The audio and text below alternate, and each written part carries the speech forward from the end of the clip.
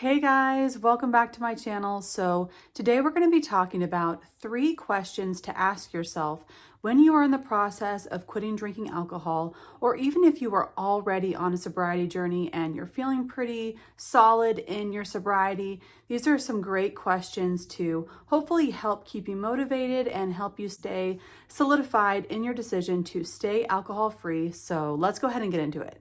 Before we hop into the video, first and foremost, I want to just say thank you so much for being here, and I apologize to those of you who have been with me for a while now. It has been so long since I have posted a video. I apologize.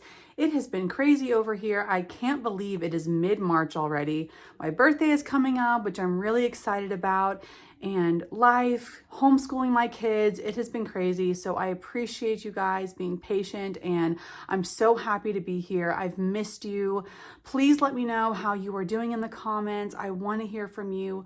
Put your sobriety date in the comments so that we can all cheer each other on. And I'm just so grateful to be back and to be here with you guys. I just hit 16 months alcohol free. And it is also 1 year since I started sharing my sobriety journey here on YouTube. And it is just so amazing to me how much I've grown, how much my channel has grown. And I started with 0 subscribers. Now there are over 800 of you who have given me a chance, and this community that we have built here. I am just so grateful for each and every one of you who has watched any of my videos. It means so much to me. And I'm just so grateful to have you guys here and to be a small part of your sobriety journey. I'm so proud of all of you who are here trying to do this sober thing in a society that is just so oversaturated with alcohol. And it's just amazing to be able to walk this path with you guys. And I'm so grateful. Thank you for being here. Quitting drinking is arguably one of the best things that you can do for your overall health and wellness.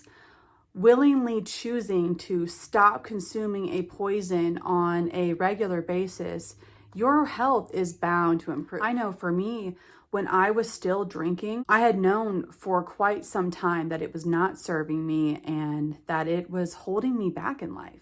I was an almost daily drinker. At night, I would be trying to drink away my pain, my stress, my anxiety, and I would end up blacking out on the couch, all in the name of relaxing like an adult. I would consume content that made light of alcoholic drinking to try to make myself feel better.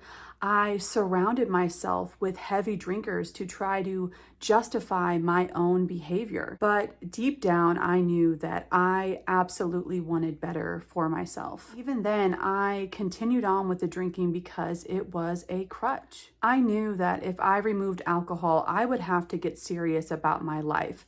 I would have to feel pain and face trauma that I didn't want to face and that I didn't want to feel.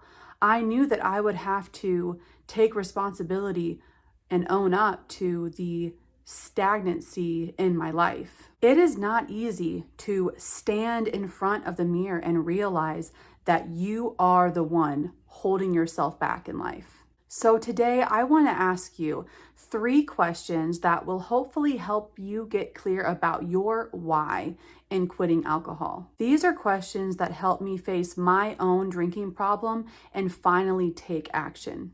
Number 1, what kind of legacy do you want to leave in this world?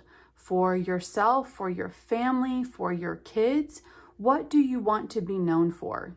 For me, this question really hits home, and it makes me think of my 2 precious children, the 2 precious souls that are entrusted to me, that are daily and constantly looking to me for guidance. They are watching my every move. What do I want to teach them? What do I want them to learn from me? Do I want them to grow up with the same trauma that I have? Whether I like it or not, I am the cycle breaker in my family. I am here to flip the script. I am here to end the cycle of addiction. I know how important this work is that I am doing. You can tell kids all day long how to live, what they should or shouldn't do, but at the end of the day, they are going to watch you and they're not going to hear what you're saying. They're going to watch what you're doing, and they are going to emulate you. That is how children work. They are so perceptive and so smart, and they are sponges, and they are taking it all in. What do I want my kids to learn from me? I want them to grow up seeing me regulate my stress in healthy ways. I want them to see me living a proud, sober lifestyle. And even more importantly, I want my family and my children and those who love me and everyone in my life to be able to count on me. I want people to know that they can come to me when they are in trouble or struggling or hurting or need someone to lean on. I want to be a bright light in the lives of those around me. And I just know that that is not possible with alcohol, because alcohol made me wishy-washy, and alcohol takes away our ability to truly 100% show up for the people that matter the most in our lives. One of the most main driving forces in my sobriety is being there for my family, being a mom to my children that they can look up to, that they can emulate, and I can be proud that they're copying me and know that they're making good choices.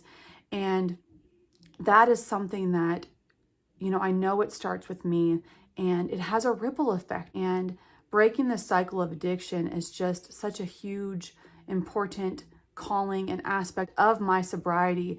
And when I was in the early days, it is truly what kept me strong, because I knew that I had a purpose and a reason for facing these demons and making sure I don't fall back into old habits.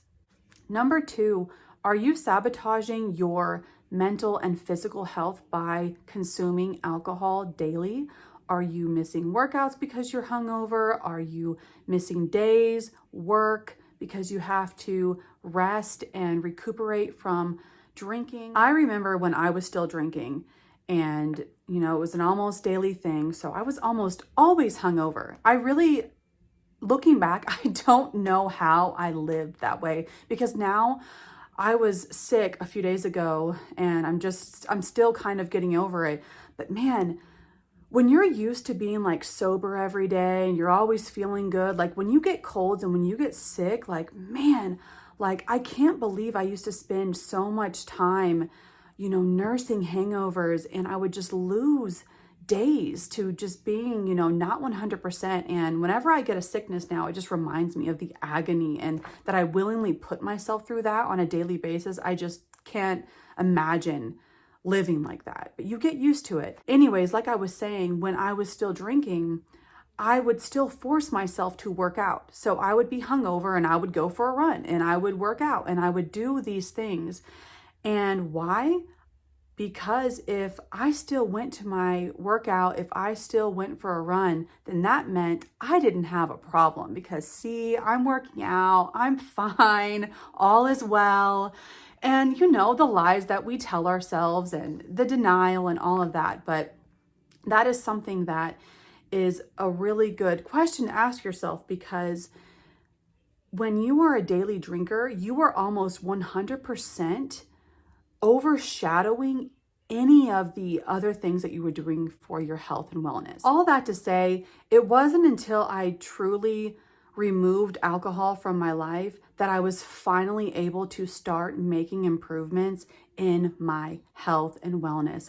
And I was able to stay at a healthy weight and notice the benefits of my workouts. And it also improved my mental health. That was another huge reason and a huge motivator for me to quit drinking alcohol, because not only was my physical health suffering, but my mental health was suffering greatly from drinking daily. My anxiety was at its peak.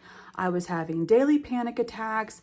If I go back and I read my journals from when I was first trying to get sober and just desperately wanting sobriety, I was in the pits with my anxiety. I was struggling so bad. And sometimes I forget, it's easy to forget how bad it was and to just go back to drinking. But I have to remind myself, because my anxiety was so bad. And my mind and my mental health was in a bad place from always drinking. Moving on to our third and final question. Is drinking your main hobby? Now, for me, when I was at the end of my drinking, and for a lot of my drinking career, drinking was my hobby. It was like the thing that I did. And for the people around me as well, you know, wineries and breweries and everything revolving around drinking. Only wanting to go to places that served alcohol, only wanting to do things where we could drink too. And now that I'm sober, it's just so interesting to me because that's not the first thing I think of when I plan fun things to do. And when alcohol becomes your main hobby, that is not a good thing, because when alcohol has consumed you in that way, you have lost your true and your real hobbies, the things that actually bring you joy and happiness, and the things that fulfill you, because drinking is not fulfilling. It takes from you. It sucks the life out of you. It insidiously takes the essence of you. It doesn't give you anything back. It only takes. But true hobbies should give back to you and replenish you and light you up and make you feel good inside. For a lot of people, alcohol is what defines them. And when I was in my early 20s, before I had children, before I was married, I was a crazy party girl. And I was known for that. I was known for my drinking. I was known for the crazy things that I was going to do. I mean, was I considered fun and wild? Sure. But I was on the path to becoming an absolute train wreck. And I was known as, you know, certain drinks that I would order. I was known as Jack on the Rocks girl because I would order Jack on the Rocks at the bar. People would gift me bottles of Jack and shot glasses and things like that. At this point in my life, I don't want to be that version of me anymore. In my sobriety, my identity is completely different.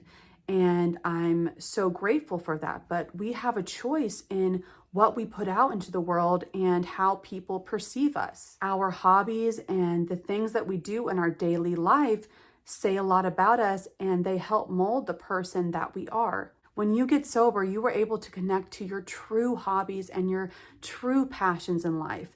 The hobbies and passions that aren't sabotaging you, the things that aren't going to, you know, ruin your life. True good passions. I know for me, and I think this goes for a lot of people, when we are stuck in that drinking cycle and all we know is alcohol, you know, we don't really care. We stop caring about the things that matter to us, the passions, the hobbies, the sports, the certain things that used to bring us joy. And you can really think back to what you did when you were a kid. What did you do when you were a kid that filled you with joy? You know, getting sober and quitting alcohol allows you to get in touch with the truest version of yourself.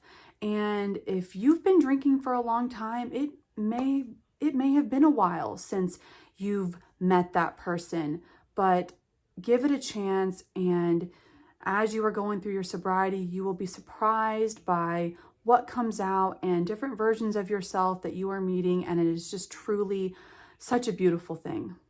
All right, guys, I think that is going to do it.